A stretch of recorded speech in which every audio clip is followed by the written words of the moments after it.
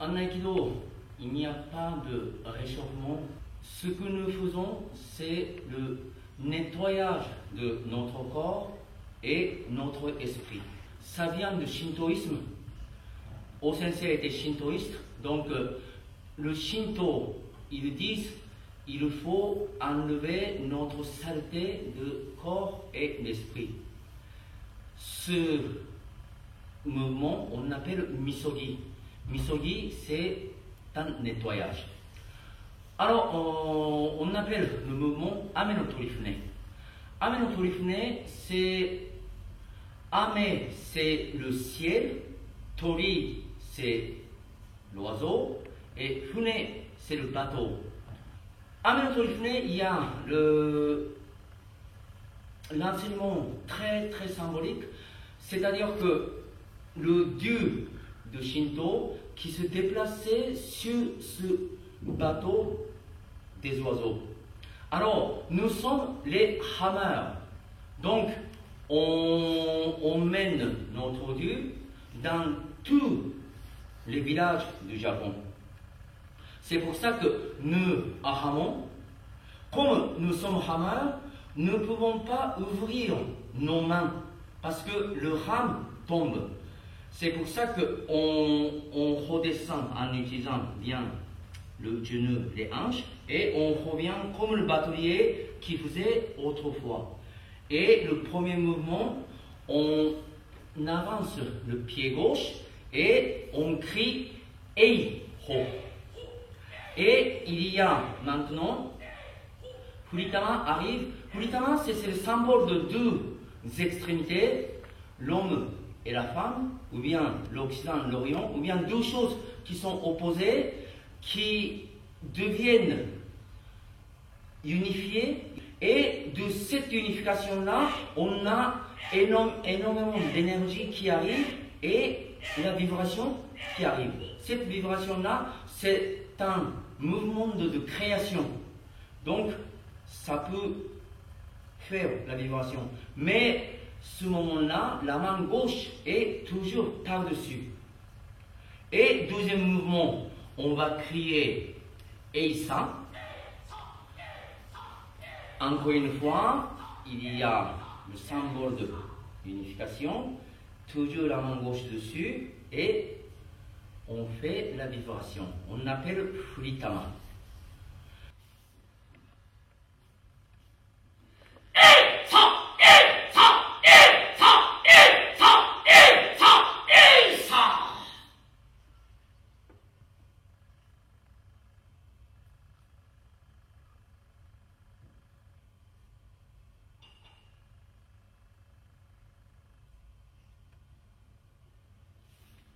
Troisième mouvement, c'est nous avons fait une journée de travail, on a emmené notre dieu partout et les villageois étaient très contents de la visite des dieux, mais quand la journée se termine, le dieu rentre en son royaume.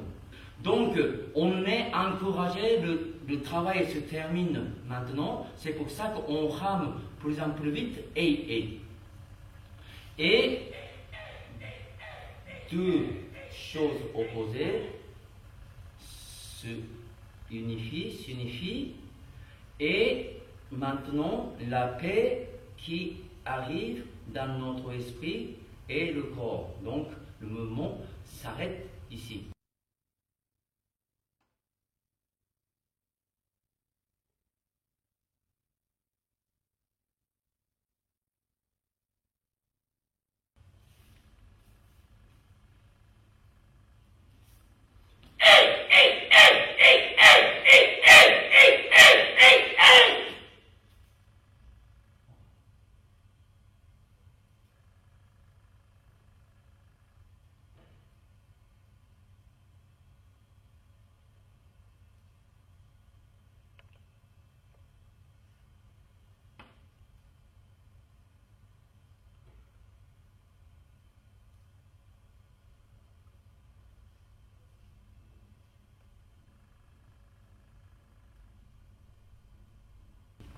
Après ce mouvement-là, on fait purification de le monde côté gauche, donc on commence par gauche, et le monde côté droite, et le monde entier.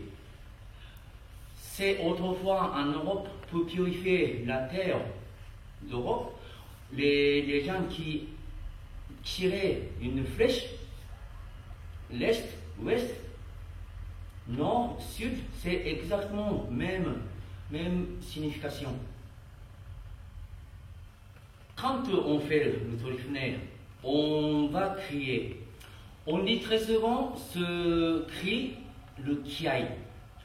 Le kiai, c'est en japonais, on peut expliquer, on met le ki. Donc le ki, c'est essentiel de vie. Donc avec ce mouvement-là, on met maximum notre vie. Alors en Europe, il y a beaucoup de gens qui n'aiment pas crier, parce que je crois que ça a été dit avec votre philosophie, il faut maîtriser votre esprit.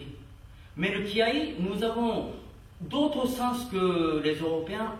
D'abord, il faut faire le kiai avec expiration qui redescend en dessous de nombril. Et on réinspire profondément et c'est une répétition. Mais le kiai, c'est une respiration de maximum de volume.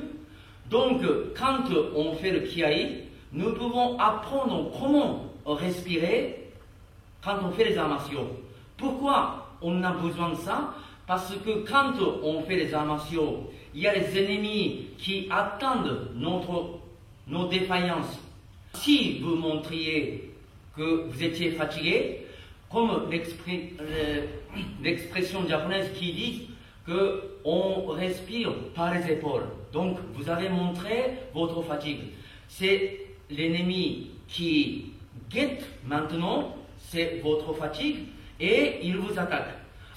Quand on fait beaucoup de kiai, on peut maîtriser nos respirations étant fatigué, donc on ne peut plus montrer nos défaillances aux ennemis. Ça, c'est une explication.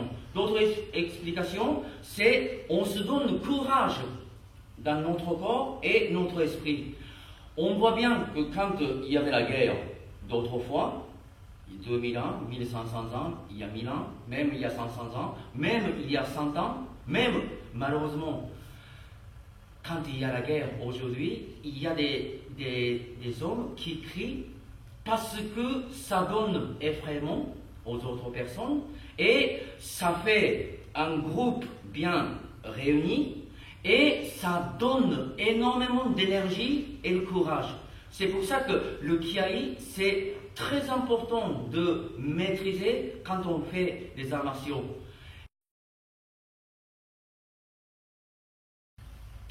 Le mouvement de Ikkyo, c'est exactement, il faut mettre la longueur de majeur et le pouce pareil par rapport à la paume de l'autre main. Ce n'est pas ici ni là, il faut saisir là. Et on referme.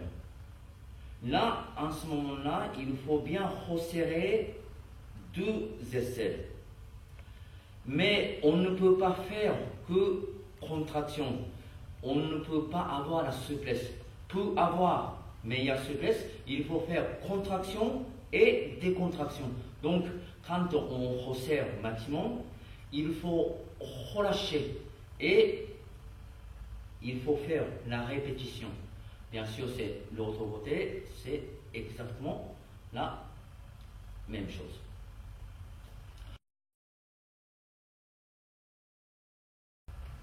Côté gaeshi, il faut mettre notre pouce en dessous de petit doigt. C'est ici qu'on attaque pour faire la technique de côté gaeshi. Donc il faut bien resserrer et on redescend verticalement. Donc notre articulation travail maximum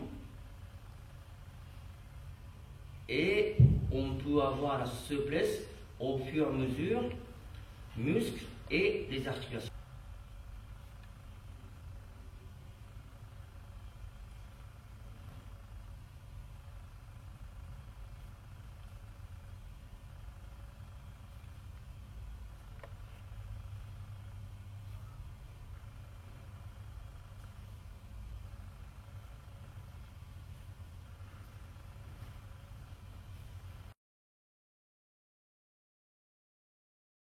Nikyo-ura, c'est il faut retourner la main, il faut bien superposer votre main sur sa main et nous repoussons là, mais ce n'est pas les doigts, vous essayez de plier, c'est le poignet même.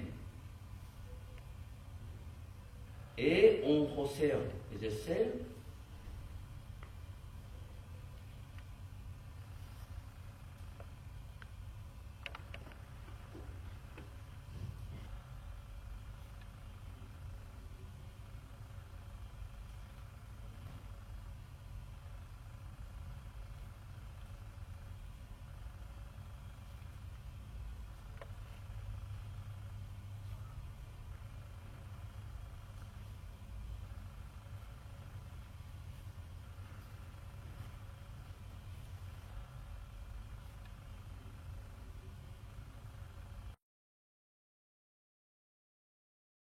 Maintenant 5 kyo. 5 kyo, le pouce, on met ici et on retourne maximum en allongeant vos bras.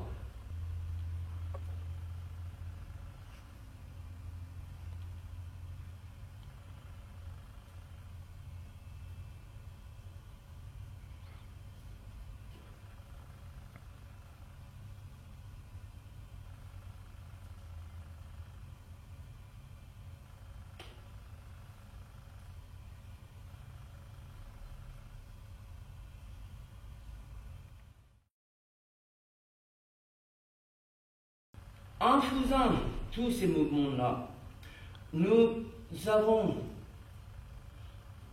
utilisé à peu près tous les côtés des articulations et des muscles. Et cette souplesse d'articulation et de muscles, ça devient très important quand on fait les techniques et aussi quand on fait les armes.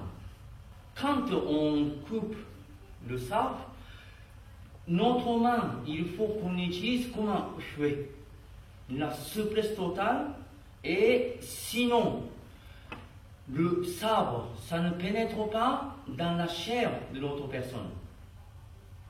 De temps en temps, il y a des gens qui sont énormément forts et bons, ils peuvent couper jusqu'aux os. Mais s'il n'y avait pas de la souplesse d'articulation et des muscles, des mains et des bras et tout le corps, nous ne pouvons pas atteindre à ce niveau-là.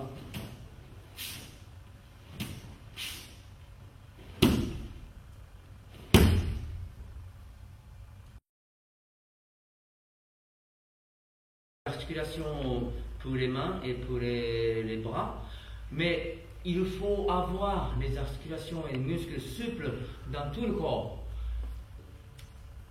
On ne peut pas dire que c'est vraiment nécessaire, mais ça facilite d'utiliser notre corps si on est souple. Il y a la disponibilité de notre corps qui est là, dans ces mouvements-là. Alors, quand on est jeune, il faut travailler maximum pour avoir cette disponibilité.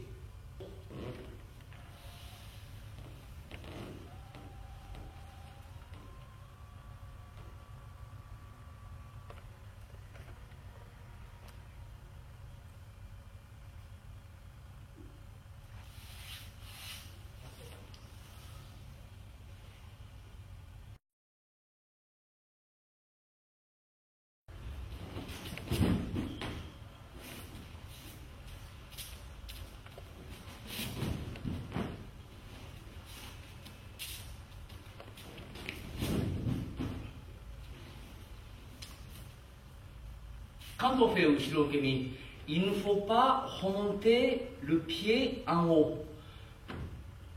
Imaginez-vous que vous êtes projeté avec 100 à 150 km à l'heure. Parce que quand la technique qui rentre parfaitement, on peut avoir cette vitesse-là.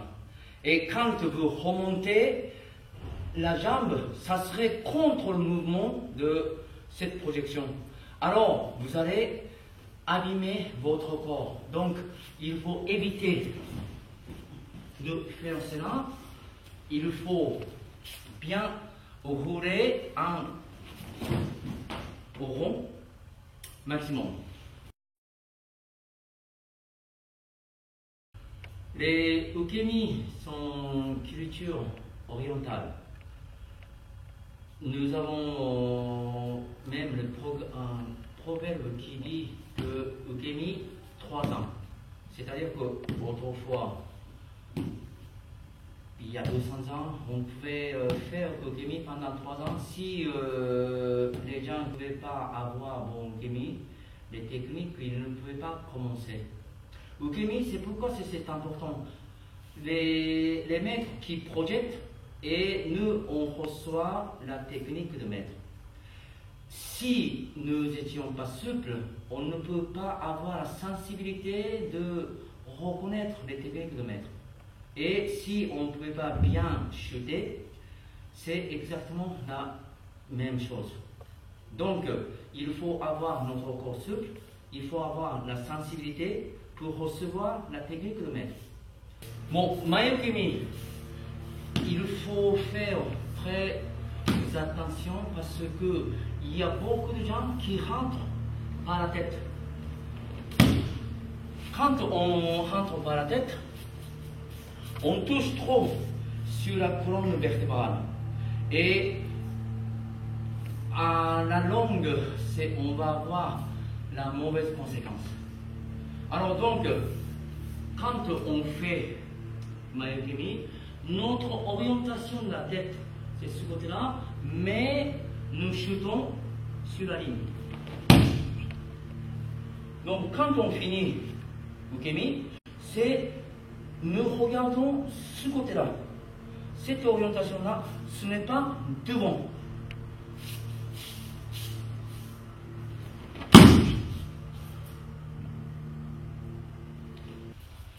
Et si on fait les chutes plus longues et plus haut, à la fin, il faut bien ramasser notre corps pour ne pas avoir la blessure. Il ne faut pas faire comme cela.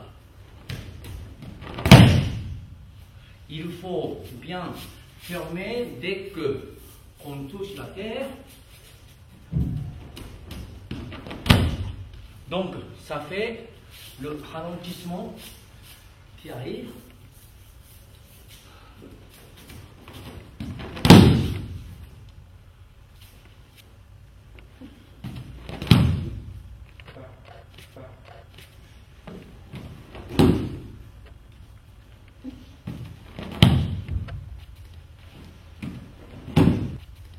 Alors, chute arrière, chute avant, normalement, ça se fait même angle. C'est chute arrière, c'est la base. Donc cet angle-là, on y va. Donc, on revient à cet angle-là. Encore une fois. Donc, on... Là. Chute arrière, chute arrière.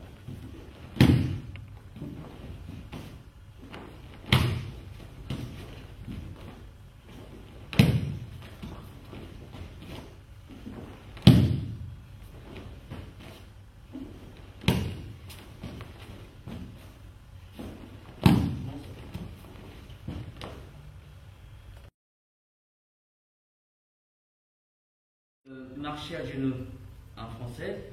Shitsu, c'est l'idéogramme de genou et ko, c'est l'idéogramme de arrêt. Donc, c'est marcher à genoux, c'est très bien traduit.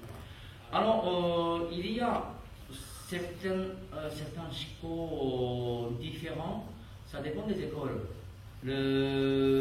Certaines écoles de Yai, ils marchent là. c'est une autre sorte de shiko. Et en Aïkido, on a adopté cette façon-là. On remonte ici. Ce qui est très important, quand on avance, les orteils de l'autre pied qui suivent, il ne faut pas laisser entre les pieds l'espace. Il faut faire venir immédiatement. Et on peut faire comme ça.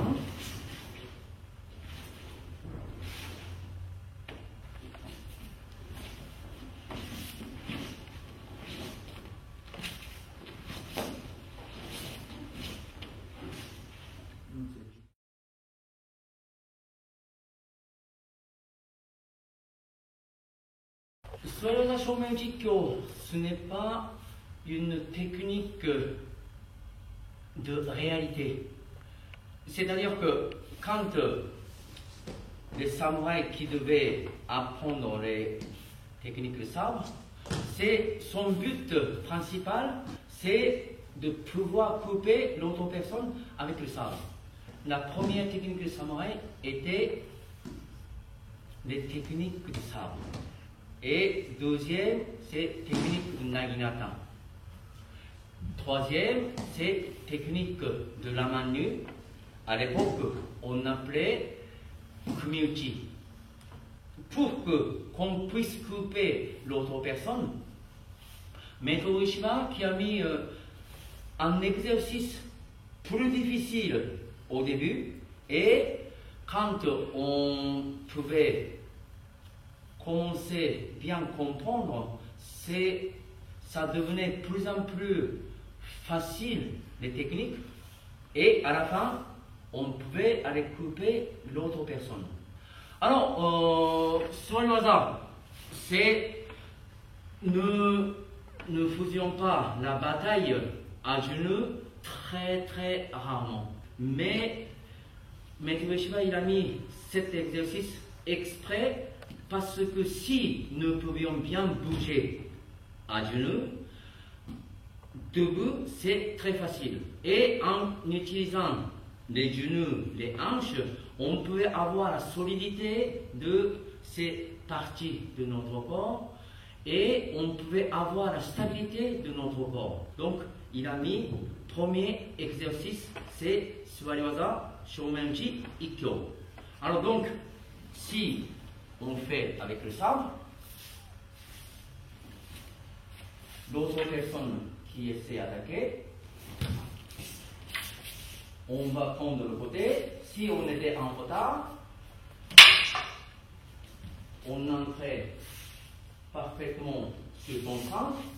C'était notre but principal, c'est de pouvoir couper l'autre personne. Il y a certains problèmes. Le problème de distance, problème de rapidité, c'est là qu'on apprend plus avec le Suwariwaza Shoumenji Ikkyo. Malheureusement, on ne peut pas utiliser exactement notre corps comme avec le sabre. C'est pour ça que l'attaquant, c'est avec un bras. Mais le défenseur, nous pouvons utiliser deux mains, deux bras. Nous ne pouvons pas retourner son attaque d'en face avec la vitesse et avec son poids. Nous pouvons recevoir X kg de pression. C'est pour ça qu'on a pensé si on avait utilisé. Autrement dit, avant que son attaque arrive, ce pas-là qui a été fait avant que l'attaque arrive. Et ce pas, on appelle le pas volé, pour que l'autre personne qui n'arrive pas à s'apercevoir. C'est pour ça qu'il ne faut pas se relever le genou, il faut bien glisser. Et premier pas de genou qui est moitié de deuxième pas, moitié de longueur de deuxième pas. Ça c'est très important. Et on immobilise. en immobilisant, votre genou va repousser sa côte et l'autre genou qui arrive au poignet. Tandis que Uran, on a pensé que son attaque qui était trop forte ou bien qui était trop rapide. Donc nous ne pouvions pas retourner d'en face. C'est pour ça que nous sommes allés sur le côté. Mais quand on va sur le côté, il faudrait que les genoux se touchent. Il ne faut pas aller jusqu'à là. Parce que la puissance de centrifuge, ça se fait ici. Il y a deux corps. Les bras, c'est au milieu de deux corps. C'est pour ça que nous pouvons utiliser la puissance de centrifuge.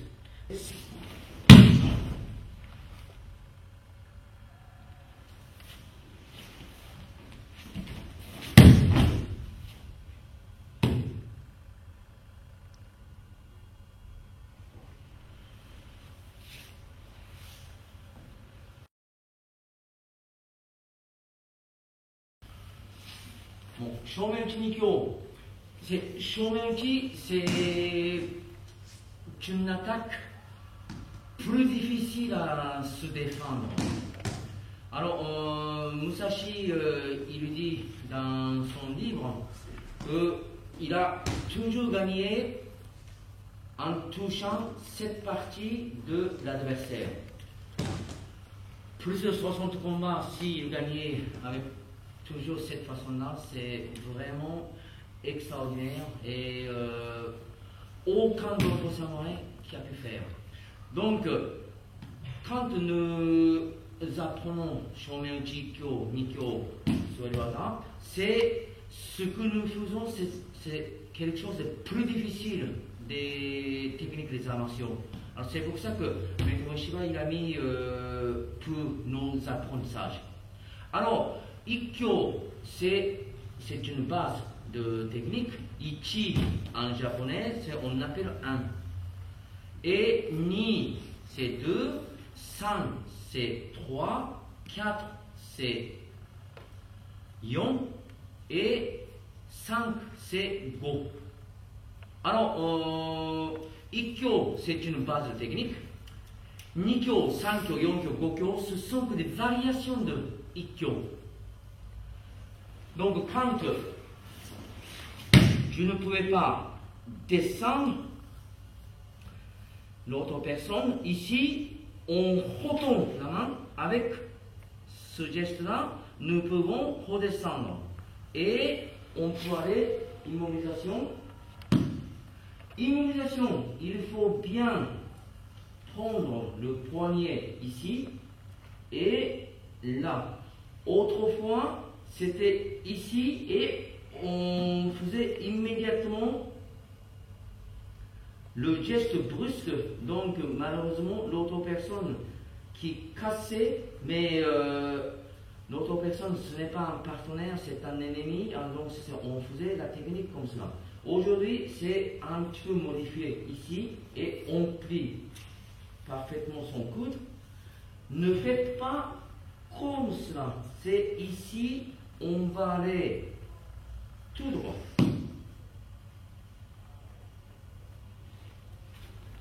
Cette immobilisation qui nous permet d'avoir très bonne posture, très bonne stabilité, et celui qui fait le uke, qui va s'assouplir les épaules et le coude. Alors, la technique là, ne pouvions pas prendre le coude. Si on prend le coude, on peut redescendre en utilisant le coude. Mais l'attaque de l'autre personne, qui était soit trop rapide, trop forte, donc ne pouvions pas atteindre le coude de notre main. C'est pour ça qu'on redescend ici, on redescend en dessous de nombril et on remonte, on met sur la poitrine. Il y a déjà par l'habitude, on fait revenir sur clavicule, mais c'est très dangereux parce que atémie qui va venir immédiatement. Si on fait cela, paf, atémie qui arrive. Mais si on est là, encore une fois, on ne peut pas recevoir. Donc, on coupe devant le nombril, on remonte ici, et immobilisation, c'est exactement la même chose.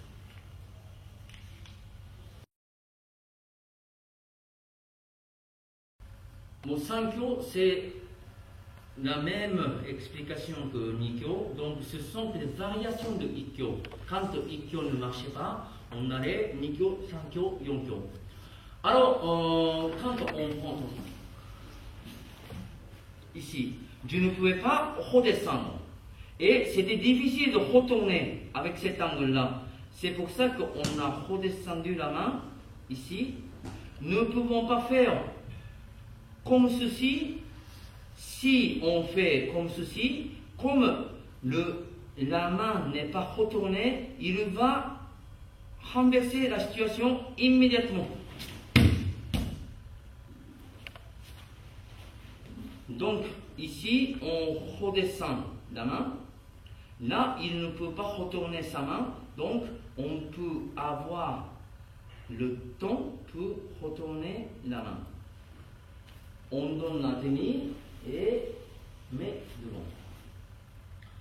C'est pour attaquer les autres articulations, d'autres muscles.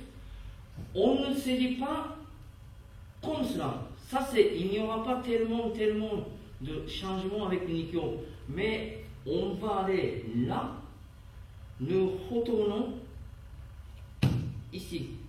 Donc avec Sankyo, c'est notre épaule qui devient encore plus souple. Là, là c'est la même chose. Ici, comme Ikkyo là, c'est on s'aligne le genou, on contrôle ici, nous coupons bien et là. Sankyo, ça a été très bien utilisé pour capturer les malfaiteurs au Japon. Donc ça existe depuis très longtemps, cette technique-là.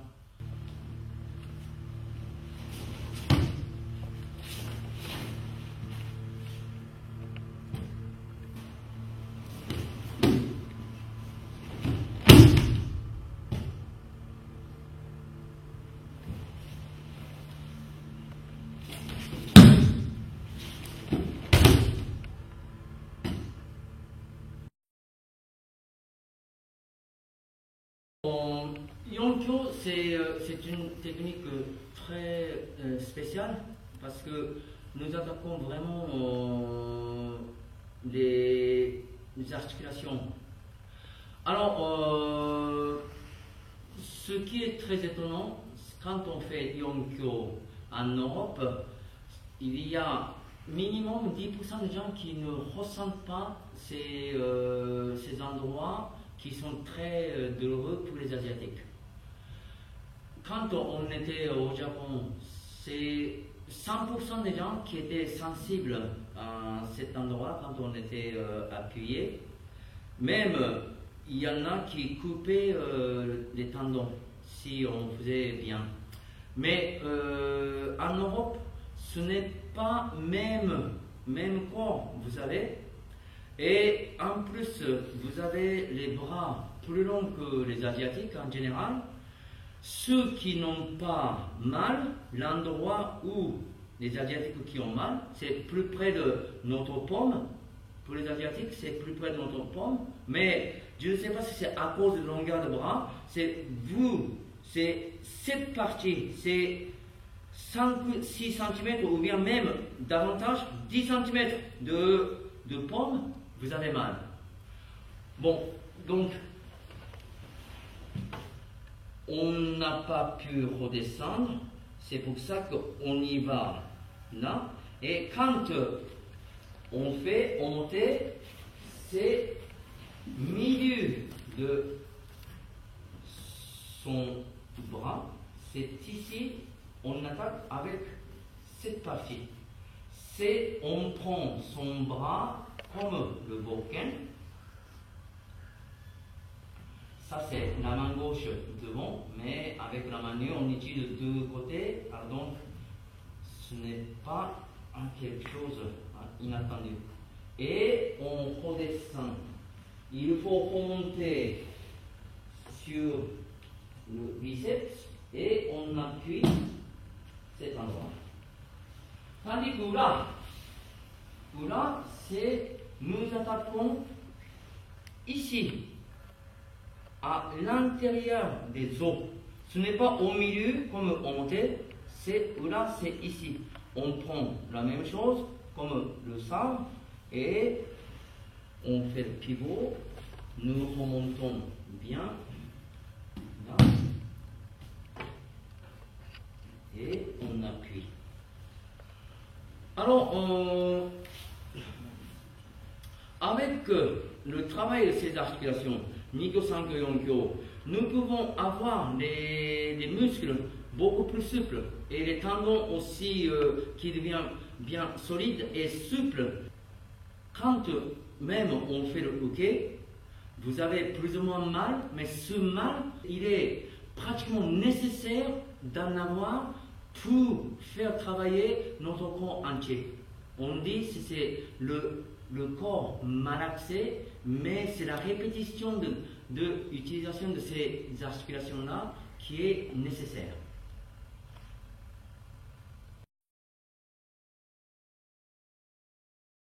Shomen du Gokyo.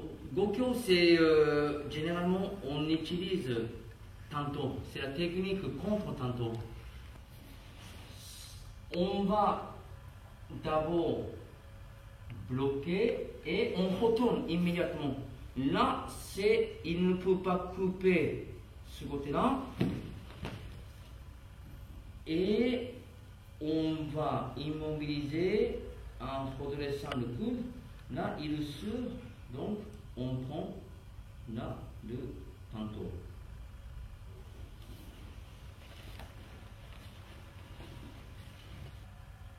Avec le tanto. Cette immobilisation aussi, c'est douloureux, mais pour assouplir le poignet, c'est meilleur exercice. Alors, donc, il y a certaines personnes qui disent quand on fait l'entraînement, ah j'ai mal, mais vous allez avoir un jour l'argent que vous avez payé, ou bien la leçon que vous avez payée. Parce que cette souplesse-là, on devient très très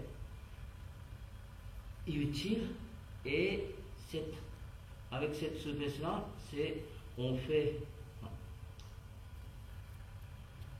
la coupe de sabre.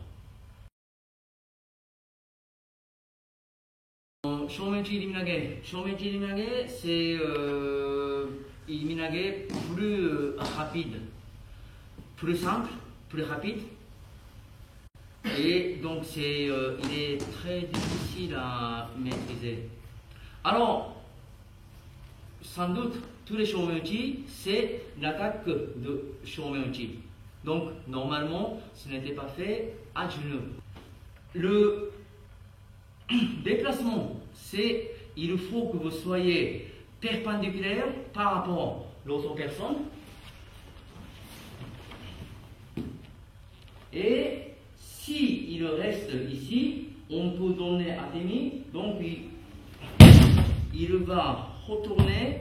Ce moment-là, nous utilisons pour retournement ici.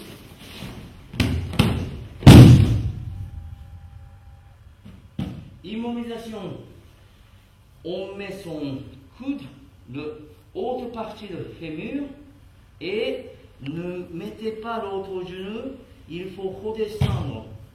Là, pour menacer de casser son coude en appuyant sa joue. En appuyant sa joue, son corps ne peut pas décoller du tatami, donc on peut immobiliser parfaitement.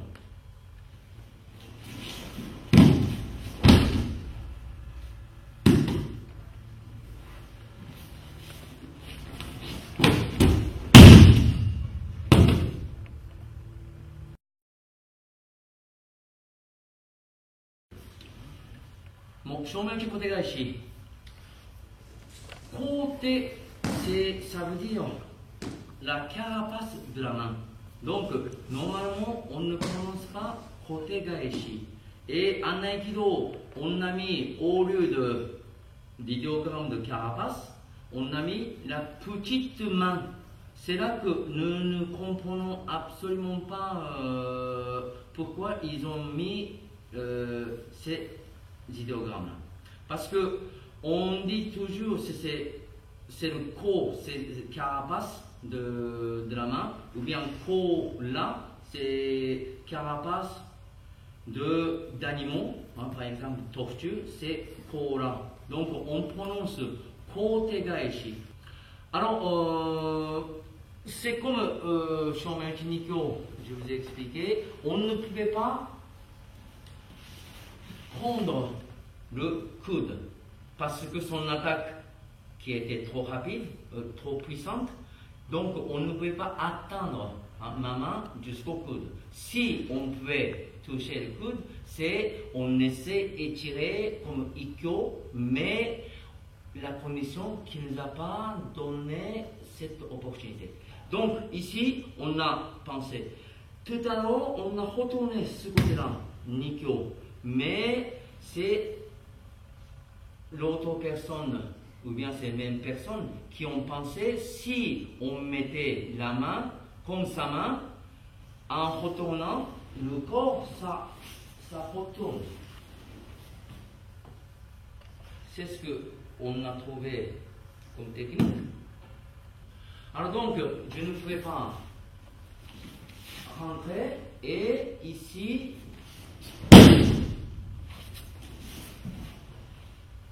on retourne avec notre centre de gravité et on fait l'immobilisation de Nikyo. Ça c'est côté gaeshi.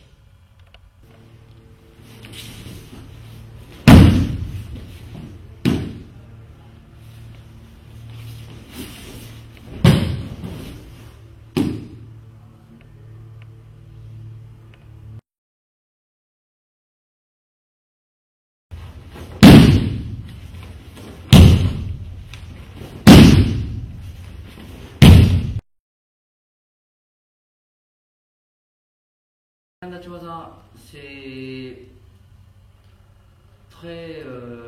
très spécial comme attaque, mais dans les Kobudo, il y en a beaucoup de cas.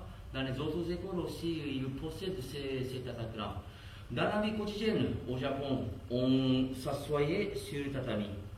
Donc, on enlevait les chaussures à l'entrée et nous entrions avec les chaussettes, on appelait tabi. Ou de temps en temps, il y a les pieds nus.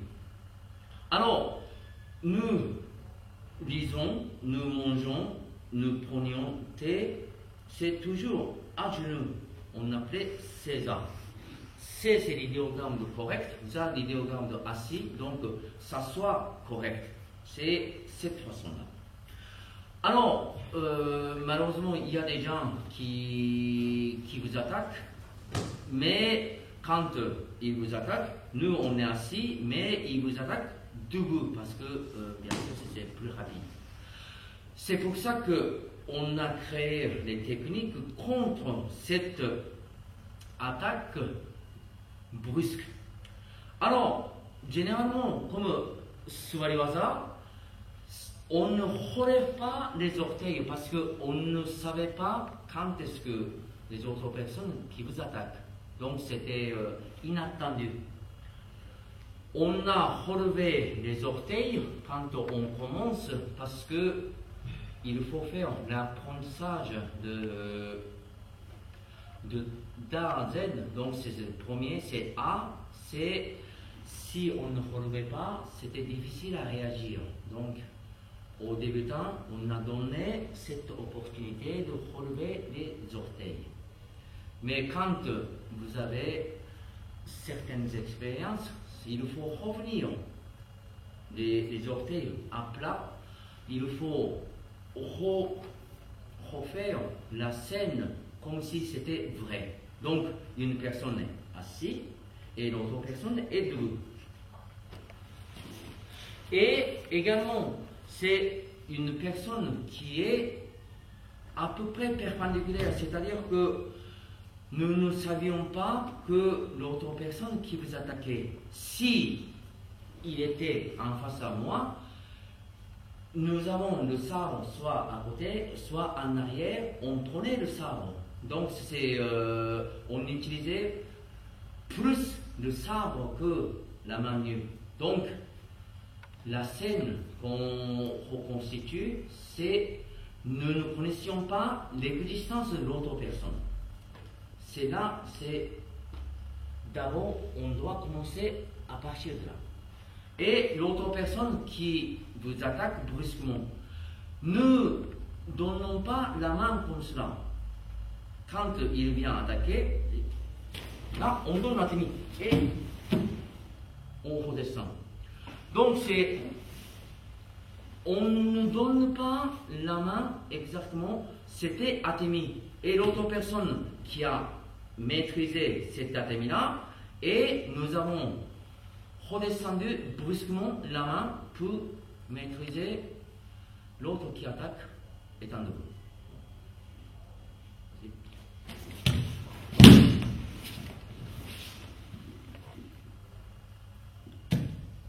Immobilisation de Ikkyo, ici on retourne le biceps et on retourne là. Il y a des gens qui font comme cela, mais ce n'est pas exact. Il faut retourner vers cet angle-là que cet angle-là. Et avec cette immobilisation-là, également, il s'assouplit son épaule, le coude, le poignet, et on va avoir très bonne musculature à l'avant-bras. Ça serait très important pour pouvoir couper le sabre.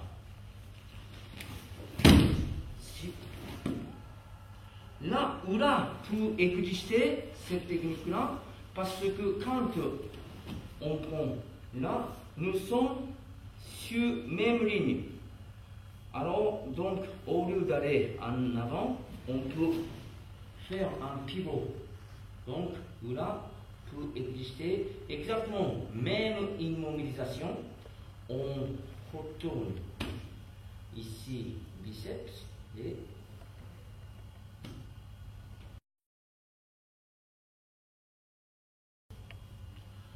Hamyanda Shosa, Katate Tori Nikyo, c'est. On n'a pas besoin de redescendre comme Ikkyo, on peut faire d'ici. Mais quand on n'a pas besoin, les arts martiaux n'aiment absolument pas les mouvements futiles. Nous misons notre vie, donc c'est une erreur qui nous amène directement au-delà. Donc, si on n'est pas obligé, on ne fait pas. Alors, donc, c'est ici, on retourne la main. La technique essentielle, c'est là. On fait immobilisation de Nikyo, mais ceux qui travaillent énormément, ils sont très résistants, le poignet, donc de temps en temps, ne pouvons pas redescendre son bras. Alors, en ce moment-là, on profite la tête pour penser son poignet. Très souvent, on fait le Nikyo sur clavicule et on fait le Nikyo aussi sur la poitrine. Mais ici, il faut utiliser la tête ou bien c'est le front, parce que l'auteur est supérieur, donc nous ne pouvons pas redescendre jusqu'en bas. Donc on utilise là. C'est un aikido, juste une technique qu'on utilise la tête, c'est cette technique-là.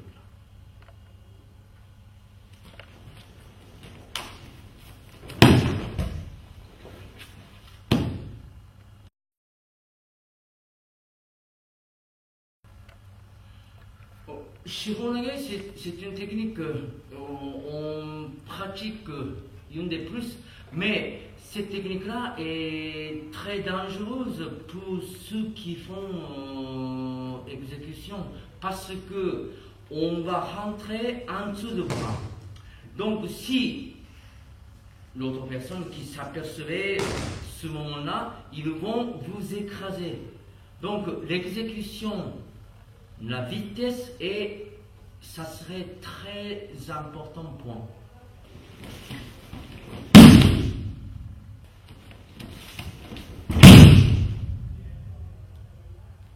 Ou là, c'est un peu spécial.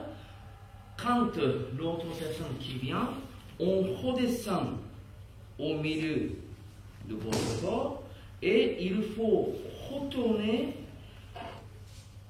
en redescendant ce bras-là et en remontant l'autre bras de notre côté, on fait cette main-là perpendiculairement.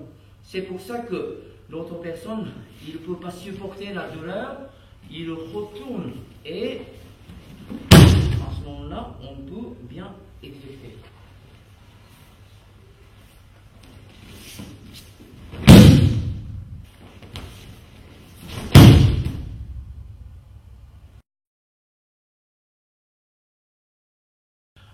Kokyunage, ce sont des techniques de haut niveau d'aïkido. C'est le grand maître de judo, Meito Mifune Kyuzo. Il a inventé les techniques, ce qu'on appelle kukinage. Kuki, c'est l'air, donc projection en air. Mais cette technique-là, c'est paradoxalement, on voit exactement la même chose que Kokyunage d'Aikido.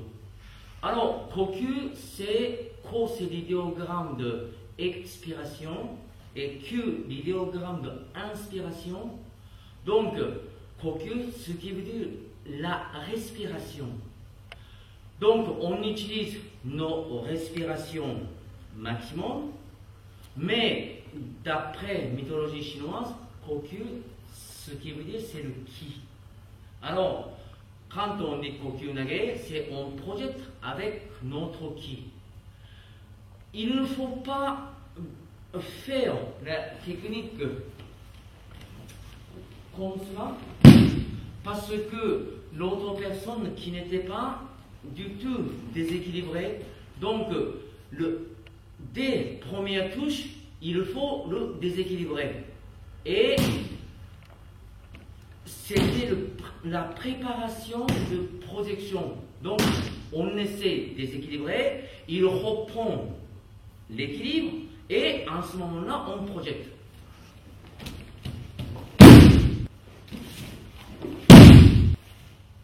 C'est là qu'on peut peut-être arriver là.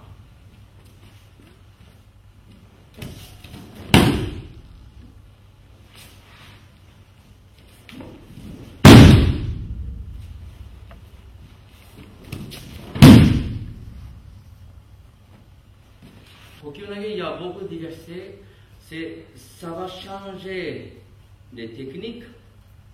Tout dépend du temps, d'espace, le corps de l'adversaire, l'entrée de l'angle de l'adversaire.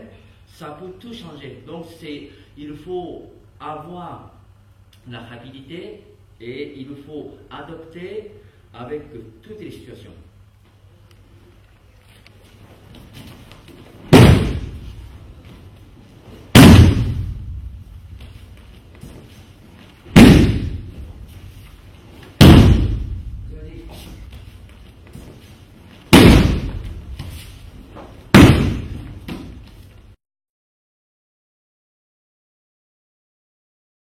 Sumi, ça veut dire c'est le coin. Otosu, c'est verbe, otosu, c'est descendre. Donc, on descend sur le coin. Alors, cette technique-là aussi, l'exécution de vitesse, ça serait très important.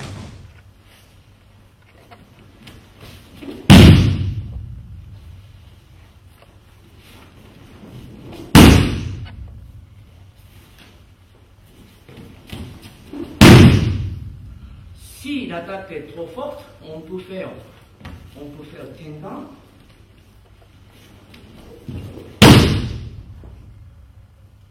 Donc on met la main sur le pied.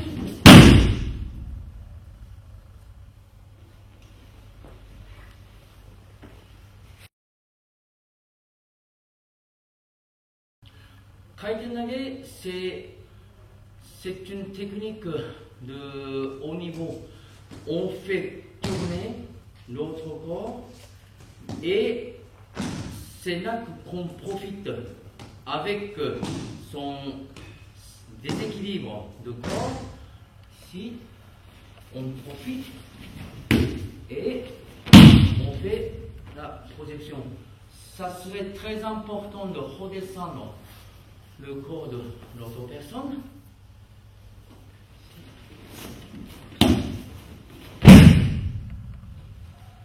Et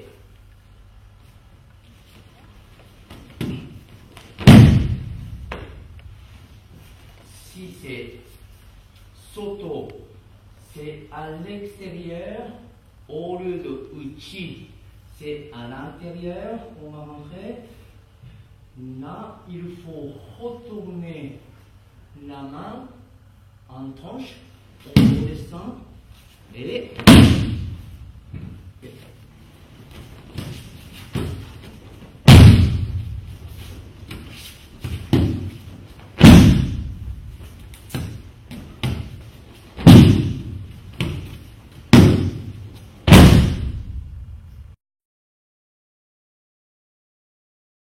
Ushirowaza, c'est au sensei, il recherchait beaucoup de saisir son sixième sens. Alors, donc on faisait attaquer par arrière, mais au début, il n'y avait pas ce contact-là. Et on rentre en arrière, mais au début, il a fait venir les gens par arrière.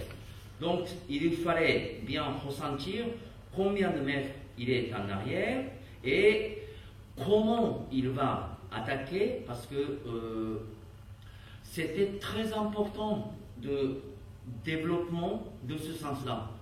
Alors, c'est pour ça que Ushirowaza non plus, dans ce sens-là, ce n'était pas quelque chose de réel. C'est pour avoir la compréhension, donc c'était des apprentissages. Aujourd'hui, on commence par ce contact-là, et on coupe, mais là, nous retournons la main. On ne peut pas faire autrement. Tous les ikkyo en Ushirowaza, Hamiandachi, Suwariwaza, c'est il faut retourner cette main-là. Il y a une autre façon, on ne descend pas, on garde toujours notre posture bien établie. S'il y avait d'autres ennemis, redescendre la tête, ça devient trop dangereux. Donc,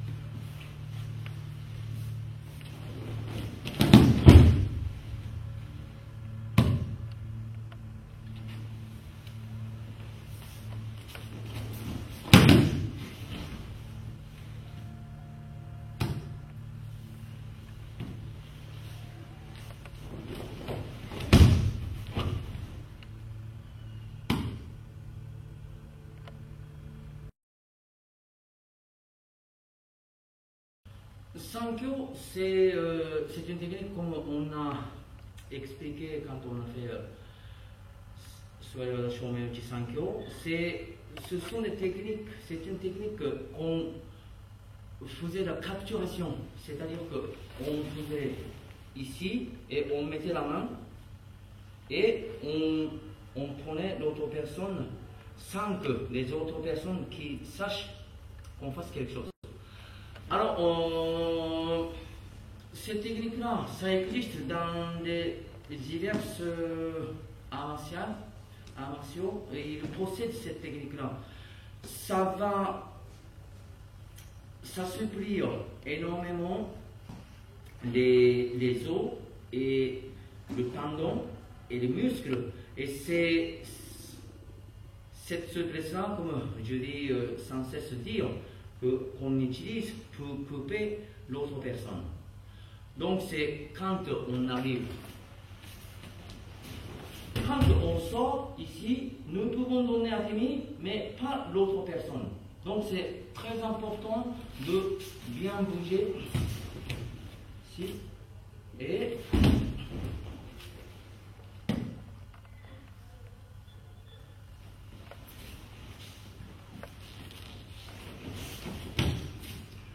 ou là, ici, on coupe en spirale.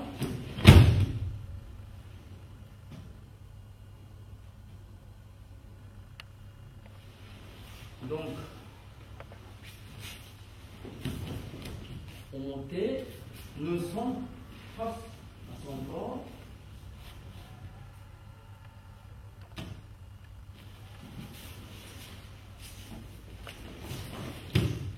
Ou là.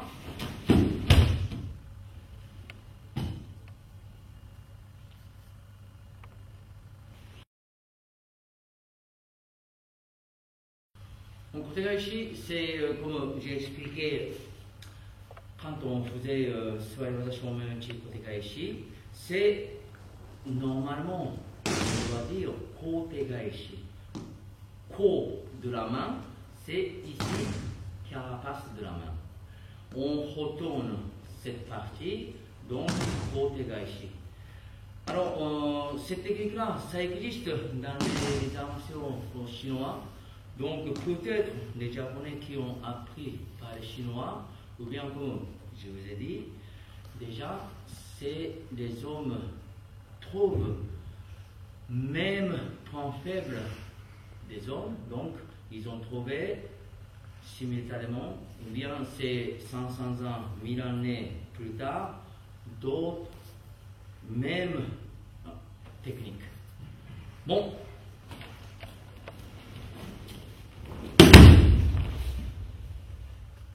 Immobilisation, c'est immobilisation de Nikkyo.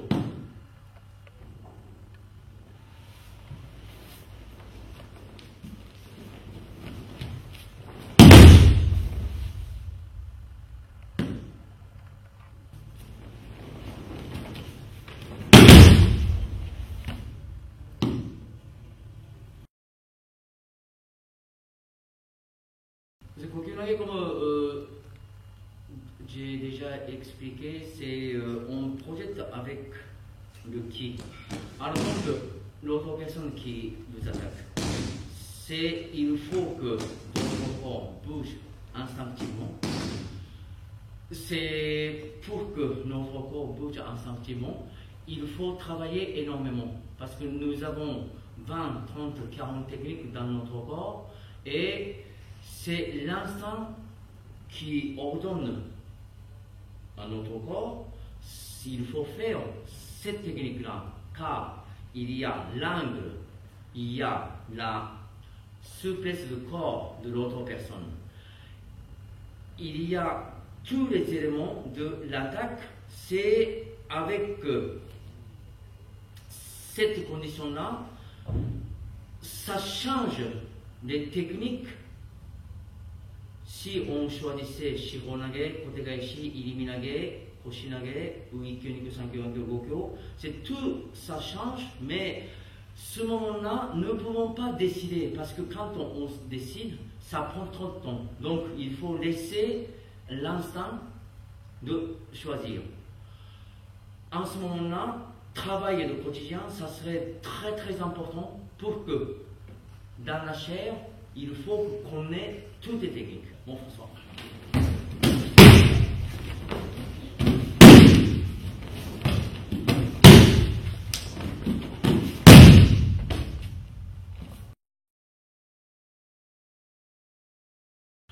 Bon, 10 garami, c'est 10, c'est 10, c'est l'idéogramme de 10, et 10, c'est l'idéogramme de l'être. Donc, 10, c'est en japonais, on écrit comme cela. Comme, c'est exactement comme une croix.